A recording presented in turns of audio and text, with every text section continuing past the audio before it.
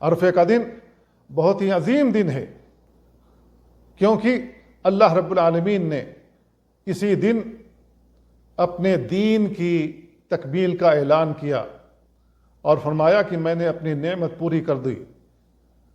اللہ رب العالمین نے بیان فرمایا الیوم اکملت لکم دینکم واتممت علیکم نعمتی ورضیت لکم الاسلام دینا، آج میں نے تمہارے لیے تمہارا دین مکمل کر دیا اور اپنی نعمت تم پر پوری کر دی اور بحیثیت دین اسلام سے راضی ہوں۔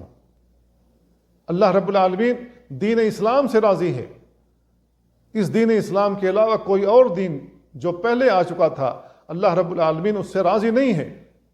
وَمَنْ يَبْتَغِ غَيْرَ الْإِسْلَامِ دِينًا فَلَنْ يُقْبَلَ مِنْهُ وَهُوَ فِي الْآخِرَةِ مِنَ الْخَاسِرِينَ، اسلام کے علاوہ جو شخص کسی اور چیز کو دین بنائے گا اور دین سمجھ کر اس پر عمل کرے گا تو وہ آخرت میں گھاٹا اٹھانے والا بن جائے گا۔ اللہ رب العالمین اس کا کوئی بھی عمل قبول نہیں فرمائے گا۔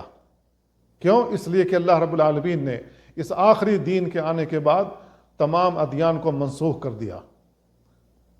لہذا پہلے جتنے بھی انبیاء آئے ہیں اب ان کی شریعت نہیں چل سکتی، اب ان کا دین نہیں چل سکتا۔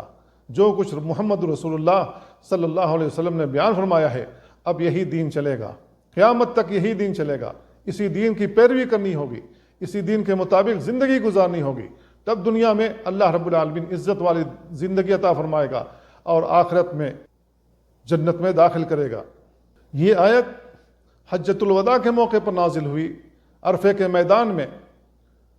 اس سلسلے میں عمر بن خطاب رضی اللہ تعالیٰ عنہ کی حدیث آتی ہے کہ یہودیوں میں سے ایک آدمی نے کہا اے امیر المومنین آیت فی کتابکم تقرؤونہا، قرآن کریم کے اندر ایک آیت ہے جسے تم لوگ پڑھتے ہو، لو علینا معاشر الیہود نزلت لاتخذنا ذلک اليوم عیدا، اگر یہ آیت ہم یہودیوں پر نازل ہوئی ہوتی تو ہم اس دن کو عید کا دن، خوشی کا دن بنا لیتے۔ عمر بن خطاب رضی اللہ تعالیٰ عنہ نے کہا ایو آیہ، وہ کون سی آیت ہے؟ اس یہودی نے کہا الیوم اکملت لکم دینکم واتممت علیکم نعمتی ورضیت لکم الاسلام دینا۔ تو عمر رضی اللہ تعالیٰ عنہ نے کہا قد عرفنا ذلک اليوم، ہمیں معلوم ہے کہ وہ کون سا دن تھا، والمکان الذی نزلت فیہ علی النبی صلی اللہ علیہ وسلم، اور اس جگہ کو بھی ہم جانتے ہیں جہاں نبی کریم صلی اللہ علیہ وسلم پر یہ آیت نازل ہوئی، وہو قائم بعرفۃ یوم جمعہ، وہ عرفے کا دن تھا اور جمعہ کا دن تھا۔